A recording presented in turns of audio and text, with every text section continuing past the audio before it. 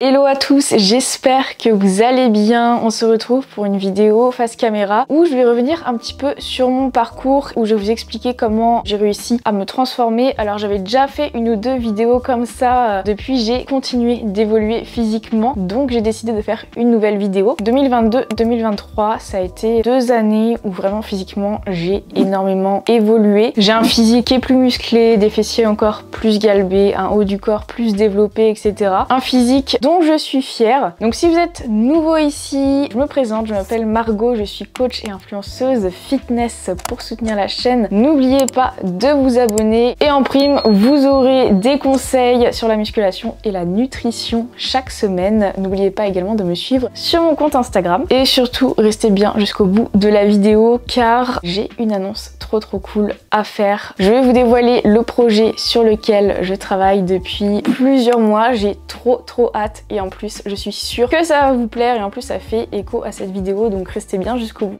Je vais passer rapidement sur les premières années là où je me suis mise au sport et à la musculation parce que ça je l'ai détaillé dans ma vidéo transformation. C'était une des premières vidéos de ma chaîne. Si vous retournez la voir, franchement elle date cette vidéo. Vous verrez que physiquement, même niveau visage, ça n'a rien à voir avec aujourd'hui. J'ai changé de ouf et on dirait que je suis une crevette sur la vidéo en plus. Mais je détaille ça bien dans cette vidéo. Je vais faire quand même un rapide résumé. Donc de base, moi je suis pas quelqu'un qui a été sportif dans mon enfance. Et lorsqu'est venue l'adolescence, j'ai commencé à prendre beaucoup de poids à cause d'un déménagement. Je me réfugiais beaucoup dans la nourriture parce que je me sentais seule et parce que c'était un changement quoi. C'est assez traumatisant quand on est au collège de déménager, de changer de collège, etc., de changer d'environnement. Donc je me réfugiais énormément dans la nourriture. Ce que je mangeais à l'école, je mangeais normalement, mais le matin, à l'heure du goûter et le soir, je mangeais vraiment beaucoup. C'était genre mon seul repère en fait, la nourriture quand j'ai déménagé. Enfin je pense. En analysant un petit peu mon état d'esprit de l'époque, je pense que c'était ça. Et à côté, je faisais pas de sport, enfin je faisais 1 heure d'équitation par semaine, mais c'était pas suffisant par rapport à ce que je mangeais, ce qui fait que je prenais du poids. Mais c'est vraiment quand j'ai déménagé que j'ai pris genre 2-3 tailles de vêtements d'un coup. Physiquement, j'étais plus du tout bien dans ma peau. Donc je vous affiche une photo de ce à quoi je ressemblais. C'était une photo de vacances, c'est la seule photo de moi, enfin on me voit en entier en fait que j'ai. En plus on voit même pas mon visage et c'est genre une photo que j'ai prise sur un ordi. Vu que je me mets pas, je faisais en sorte à ne pas apparaître sur les photos. Et c'est quand j'étais en première, donc j'avais 17 ans, j'avais 16-17 ans, je sais plus. Mais j'ai eu un déclic, les beaux jours arrivaient et sur Facebook, je suivais beaucoup de pages de motivation, genre atteins ton corps de rêve en 2 semaines, des trucs comme ça. J'y connaissais rien au sport et à la nutrition, je précise à l'époque. Je me suis mise à faire du sport tous les jours. J'avais essayé la course à pied, je pouvais pas parce que j'avais beaucoup de graisse et je faisais énormément de rétention d'eau aussi à l'époque. Courir me faisait vraiment très mal aux pieds. Du coup, je m'étais mise au vélo et tous les soirs après les cours avec une copine, je faisais 1 heure de vélo, 20 km en 1 heure. Voilà, tous les soirs après les cours. C'était à la période du printemps, donc c'était très agréable honnêtement de faire cette petite routine de vélo tous les jours. Et à côté de ça, niveau alimentation par contre, je me suis mise au régime. Je me suis donné pour objectif de manger moins de 1200 calories par jour. Après c'était moins de 1000, moins de 800. En fait, moins je mangeais, plus j'étais contente. Je perdais du poids très vite. Je perdais genre 1 kg par semaine. Je sais plus combien j'ai réussi à perdre exactement parce qu'entre temps j'avais changé de balance. Mais je suis passée de 58 kg à 50 kg. C'était mon objectif de faire 50 kg. Je vous mets une autre image, j'étais trop fière de moi. J'étais enfin bien dans ma peau. J'appréciais à nouveau faire du shopping, essayer des vêtements, etc. J'étais trop contente. Par contre, niveau alimentation, je me privais énormément et c'est là que je suis tombée dans les troubles alimentaires.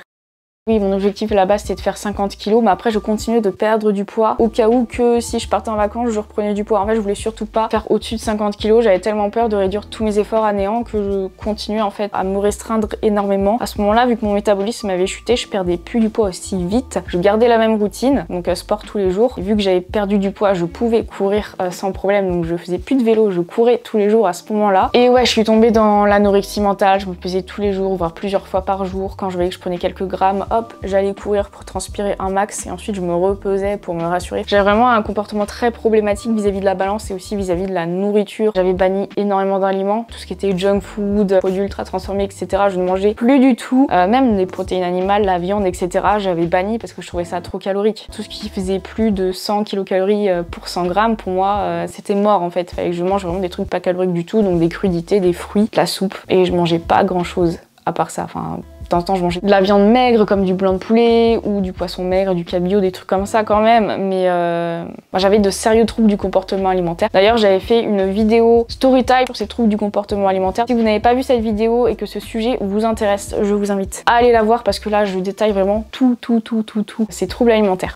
Donc cette période un peu sombre où mon objectif c'était d'être maigre et que j'étais en plein dans l'anorexie mentale, ça a duré peut-être 1 an et demi. Et ensuite en 2015, donc à peu près au moment où j'ai passé mon bac et où je passe en études supérieures, là mes objectifs ont un peu commencé à changer parce que c'est là que j'ai créé mon compte Instagram. Pas du tout dans le but de devenir influenceuse, c'était surtout pour suivre des modèles, avoir de la motivation, etc. Je tombais de plus en plus sur des comptes de fit girls américaines, des fit girls qui étaient genre super mais avec des fessiers ultra bombés et du coup c'est devenu mon nouvel objectif. Je me rappelle du compte qui me motivait le plus à l'époque, c'était Jen Settler, une fille qui je pense n'a pas un fessier naturellement comme ça, enfin tu peux pas être aussi fine et avoir un fessier comme ça, c'est normalement forcément des prothèses. Et donc j'ai commencé la musculation à ce moment-là pour galber mes fessiers. Sauf que à cette époque-là j'étais pas du tout guérie des TCA, hein. J'étais toujours en plein dedans, toujours objectif, ne pas prendre de poids, etc.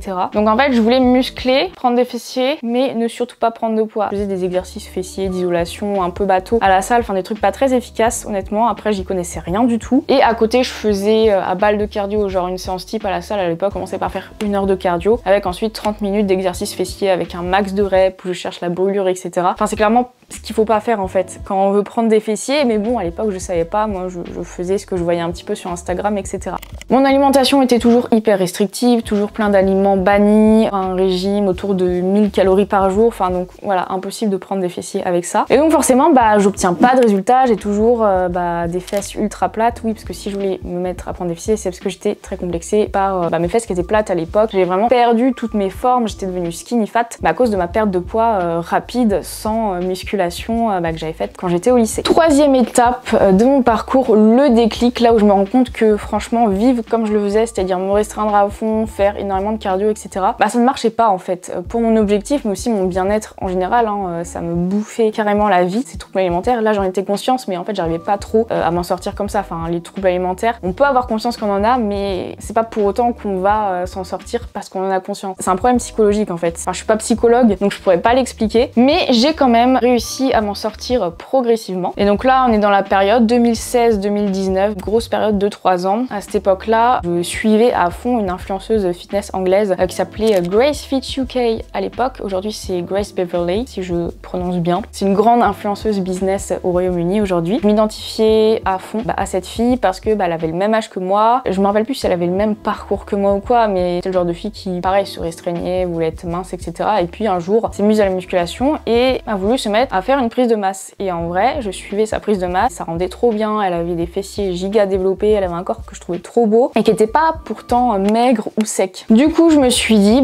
je vais faire comme elle, enfin je vais me lancer dans une prise de masse. Sauf que avec les troubles alimentaires, etc., j'ai quand même peur de prendre du gras, de prendre du poids, etc. Donc j'ai pas augmenté mes apports d'un coup. En fait je suis passée par ce qu'on appelle aujourd'hui la reverse diet, c'est-à-dire augmenter progressivement chaque semaine par palier ses apports alimentaires. Je suis pas allée chercher sur internet comment faire, c'est que ça me paraissait logique en fait à l'époque de faire comme ça. Est-ce que ça l'est? En vrai pas tellement, mais à l'époque c'est ce qui me rassurait. Du coup je me faisais des plans alimentaires chaque semaine avec l'apport calorique qui augmentait à chaque fois et j'en profitais pour caler en fait des fear food pour me réconcilier avec la nourriture parce que c'était l'objectif aussi. Donc je sais pas sur combien de semaines j'ai fait ça, mais j'ai fait ça vraiment pendant un moment. Lorsque j'ai fait ce processus aussi, j'ai jeté ma balance. Enfin façon de parler, je l'ai pas vraiment jeté, mais je me suis interdit d'y toucher parce que je savais que j'allais forcément reprendre quelques kilos en faisant ça. Si je le voyais en fait sur la balance, ça allait me faire tout abandonner, tout arrêter et me retrouver au point de départ. C'est-à-dire toujours dans les troubles alimentaires, à vouloir être mince, peser le moins lourd possible. Et vu que je savais que c'était ça qui me bloquait pour évoluer, j'ai décidé hop de ne pas y toucher. Et ça a été une très bonne décision parce que j'ai vraiment mené jusqu'au bout cette prise de masse. C'était surtout une réconciliation avec la nourriture finalement. À côté, j'étais très motivée pour m'entraîner. Je m'entraînais, j'étais à fond. J'allais à la salle 6 jours sur 7 et je m'entraînais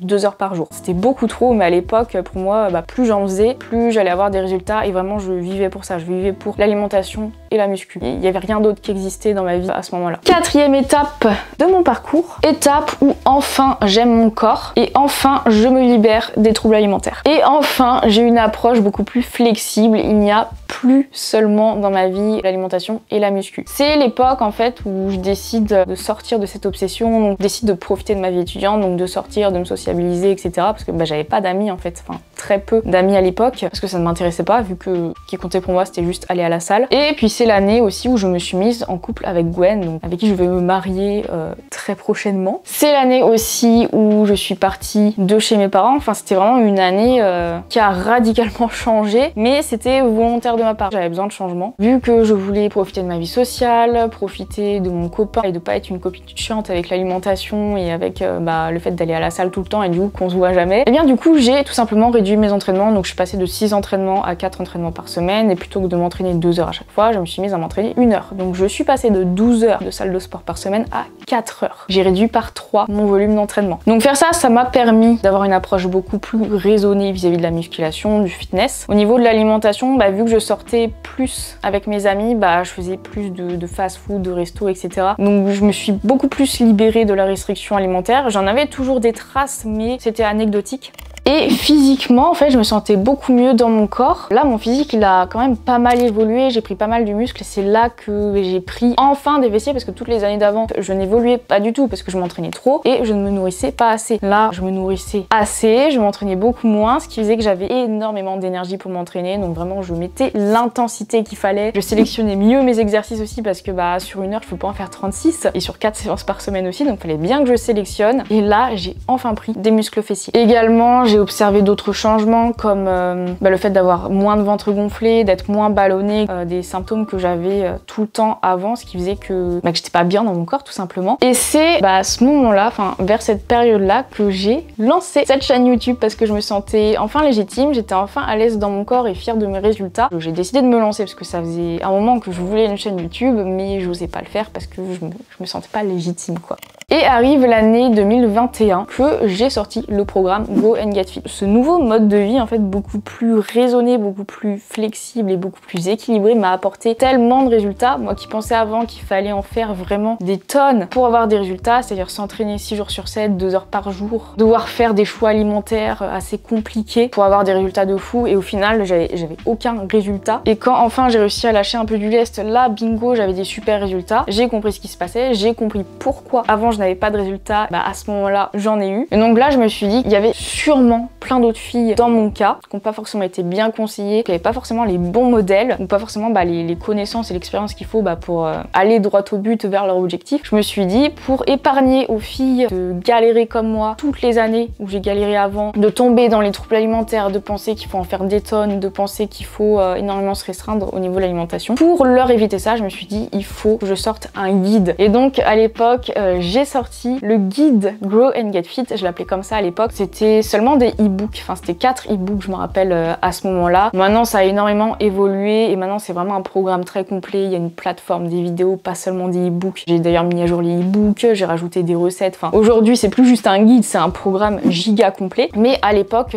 j'avais sorti ce guide et c'est à peu près vers cette période-là que je suis devenue auto-entrepreneur. Et depuis j'ai encore évolué. L'étape 5 de mon évolution, c'est que aujourd'hui j'ai un corps bien plus musclé, bien plus fort. Dans le milieu de la musculation, je suis clairement passée au niveau supérieur. C'est il y a à peu près 1 an que j'ai vraiment observé des gros changements, donc 2022-2023. Vraiment ça a été un grand tournant, soit pour mon état d'esprit, mon business, mon physique, mes performances à l'entraînement. Donc aujourd'hui, au niveau de mes entraînements, je suis toujours sur le format half body, donc 4 séances par semaine, 2 séances bas du corps, 2 séances haut du corps. C'est vraiment un format que j'apprécie. Je suis sur ce format depuis des années et moi par rapport à mon organisation, c'est ce que je préfère faire. Mais en plus là, depuis fin 2022, j'intègre plus de force dans mes séances. Avant c'était vraiment purement entraînement de musculation classique, objectif hypertrophie, donc prendre du volume musculaire. Là depuis 2022-2023, j'ai fait pas mal de cycles de force et c'est ça qui m'a permis vraiment de passer au niveau supérieur, donc au niveau de mes performances, mais du coup aussi physiquement, ça a forcément impacté mon physique. Et par rapport à mon alimentation actuelle, j'ai trouvé aussi une façon de faire qui est pas mal, qui me permet vraiment d'optimiser mes résultats tout en me régalant chaque jour et sans ressentir aucune frustration alimentaire. C'est-à-dire que maintenant les troubles alimentaires c'est vraiment très loin derrière moi, je n'en ai plus aucune trace. Si je veux quand même performer à la salle et avoir des objectifs physiques, je suis quand même obligée d'optimiser ma nutrition. Donc j'ai vraiment trouvé des méthodes pour optimiser cette nutrition tout en me faisant giga plaisir. Donc ça c'est ce que vous voyez en fait dans mes vlogs, une journée dans mon assiette. Je vous propose pas mal de recettes, elles sont riches en protéines, elles sont gourmandes, elles sont colorées, elles sont chocolatées, tout ce que vous voulez. Bref, c'est un régal au quotidien et c'est pour ça aussi que j'avais mis à jour mon programme Grow and Get Fit avec un e-book de 74 recettes. Ça fait beaucoup de recettes, mais au moins il y en a pour tous les goûts, il y en a de quoi faire une infinité de plans alimentaires avec ça.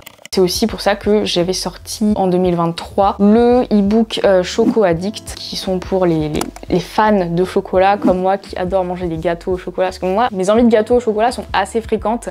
Mais du coup, si on peut les rendre tout aussi bons, tout aussi moelleux, mais adaptés pour la performance sportive, la récupération musculaire, bah là, c'est bingo. Et du coup, c'est ce que j'ai fait avec le e-book Choco Addict, dont je suis très très fière. Et c'est vraiment des recettes que j'utilise au quotidien. En fait, ce que j'utilise au quotidien, je vous le propose aussi du coup sous forme de e-book en version payante, etc. parce que c'est ce qui me permet moi aussi de vivre. Pour le coup, je vends pas du rêve ou quoi, c'est vraiment des trucs que j'utilise tout le temps. Et du coup, au niveau de mes résultats physiques, forcément, je suis plus musclée, plus dessinée, j'ai un dos, enfin franchement, je le vois pas en fait, mon dos comme ça, c'est quand je fais des vidéos où je pose un petit peu, je me rends compte de mon dos, je me dis waouh, j'ai le dos quand même bien musclé et bien dessiné. Au niveau du ventre, c'est pareil selon la lumière, parfois j'ai des abdos, je suis en mode Wow. Puis pareil, fessiers, là j'ai clairement atteint mon objectif, j'ai vraiment les fessiers bien galbés comme je voulais. On a toujours des objectifs, on a toujours amélioré son physique. Maintenant, mon objectif c'est de développer davantage mes cuisses, je veux que mes cuisses musclées se voient plus. En étant devenue beaucoup plus musclée, j'ai clairement inversé la tendance avec mon avant. Mon avant où j'avais un métabolisme ras les plaquettes, où dès que je faisais un écart ou quoi, je prenais 1 ou 2 kilos. Là aujourd'hui, quand je fais un écart, ça n'a aucun impact. Mais du coup, j'ai plus tendance à galérer à prendre du poids. Par exemple, je suis partie en vacances au ski il y a pas longtemps. J'ai mangé raclette, tartiflette, crêpes, gaufres Nutella, mais vraiment tous les jours. Et pourtant, à mon retour, j'ai perdu 2 kilos. Donc voilà, j'ai vraiment maintenant un métabolisme bien rapide grâce à toute ma masse musculaire, ce qui me permet vraiment de manger ce que je veux en fait. Vu que ma méthodologie a un petit peu évolué donc ces 2 dernières années et que mon physique a énormément changé, je me suis dit qu'il fallait que je vous fasse bénéficier de cette méthode aussi. Si vous souhaitez passer au niveau supérieur en musculation, que ce soit en termes de performance, de résultats physiques, eh bien il y a quelques mois, j'ai commencé un nouveau projet de programme et ce programme va enfin voir le jour. J'avais commencé un petit peu à vous teaser ce projet sans vous dire ce que c'était. Maintenant je vous dis ce que c'est. Ça sera un nouveau programme qui sortira le mercredi 3 avril. Ça sera un programme pour les personnes qui s'entraînent en salle de sport. Il n'y aura pas de version maison comme Grow and Get Fit parce que là ça sera vraiment un programme où il faudra du matériel de salle de sport. Donc pour les filles qui ont déjà fait Grow and Get Fit, ce sera l'occasion d'avoir une suite et passer au niveau supérieur. Et pour les personnes qui ont déjà un niveau intermédiaire confirmé, enfin un bon niveau, ça sera un programme très très intéressant pour vous. J'ai déjà fait tester ce programme à 10 filles, j'ai des super retours. Elles ont des évolutions de fou, que ce soit en termes de performance, en termes d'évolution physique, que ce soit sur le haut du corps ou le bas du corps. Je vous partagerai en story Instagram ou en post Instagram leur retour. Ce programme se nommera Grow and Get Strong. Ça sera au même format que Grow and Get Fit, c'est-à-dire qu'il y aura des e-books, donc entraînement, nutrition, mindset, enfin ce sera plutôt un e-book lifestyle dans Grow and Get Strong. Il y aura 70 recettes, des plans alimentaires préétablis, la possibilité de faire aussi vos propres plans alimentaires. Il y aura une plateforme, une application avec les vidéos, des exercices. Il y aura également des vidéos où je vous détaille certains sujets, où je vous donne des stratégies nutritionnelles, des stratégies pour progresser à l'entraînement, etc. Enfin bref, franchement ce programme, c'est une pépite depuis septembre. Je bosse dessus. Perso, j'aurais rêvé avoir un programme comme ça. Donc voilà, restez bien connectés parce qu'il y aura une offre de lancement hyper intéressante pour le programme. Bien sûr, quand vous achèterez le programme, vous aurez accès à vie, donc il faudra vraiment le prendre durant le lancement. Donc faudra vraiment pas louper ça parce que ça sera limité dans le temps. Voilà, notez bien dans votre agenda le mercredi 3 avril, sortie du programme Grow and Get Strong. Et ça sera vraiment le programme qui fera la différence dans l'obtention de vos résultats. Donc voilà les amis, pour cette vidéo sur mon parcours, ma transformation et plus particulièrement ma transformation un peu plus récente. J'espère que ça vous aura plu. N'oubliez pas de liker, de laisser un commentaire et de vous abonner à ma chaîne. Et sur ce, je vous fais des gros bisous et on se retrouve très bientôt pour une prochaine vidéo.